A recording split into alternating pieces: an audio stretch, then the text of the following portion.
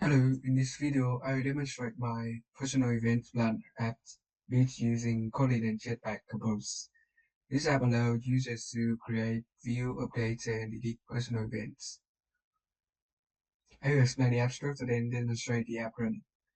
Here the apps are in main activity, where the event planner is loaded inside the theme. This is the main entry point of the application. So for event planner apps, this function is main controller of the apps. Here I initialize the room database using event database.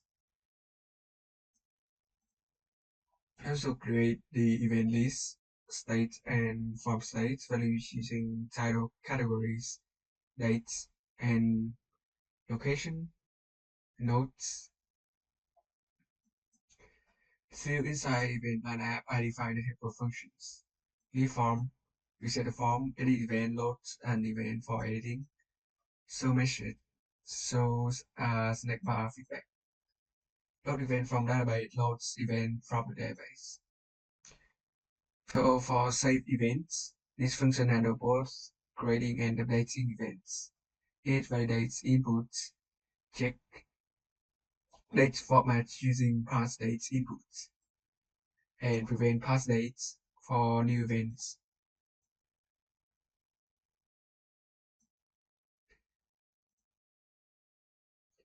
Then it insert or update the event in the database. Reload the list using load event from database and clear the form. Furthermore, pass date input extracts and pass the dates input in local dates. If the format is invalid, it returns null and trigger an error message.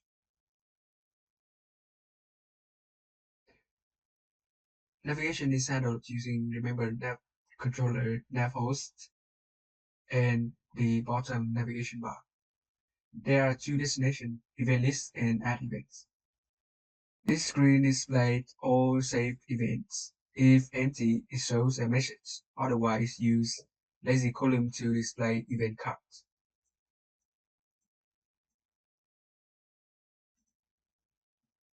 Add events screen.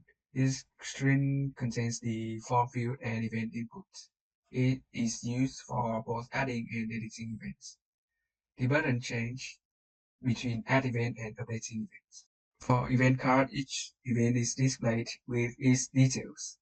There are edit and delete buttons. Edit loads the event into the form and delete removes it and shows a snack bar message. Now I will demonstrate the app running. Here I show the show event list. This is the list of events. We can see that the events are sorted by the dates, as the first event is the earliest at 20 April. The second is 22nd, and the third is 23rd. So I try to delete the last one, event delete successfully. Now I can add event. I will try not adding anything, and it will show the fields are required. I will try event 3, and it's still asking for dates. And if I type random formats, it won't accept it.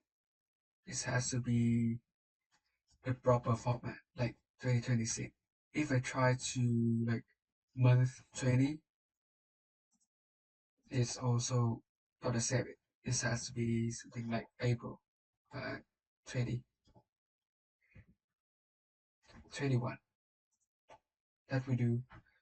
After this is also require category and location. So I will try to fill it in 3.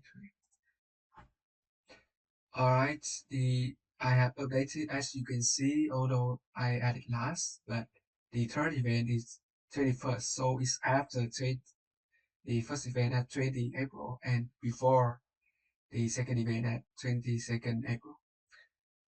So if I try to edit these events like test 2 and I made the dates before the first event, update it. It will change the name, update the name, and put it on top. So that's it. Now I try to close the app,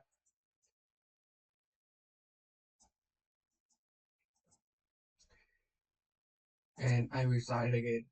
So the app is live again, and as you can see, the events are still here. It's not disappearing, so that is safe locally. So that's it. This demonstrates that the application meets the task requirement by implementing CRUD operation, room database, persistent navigation, and validation with user feedback. Thank you for watching.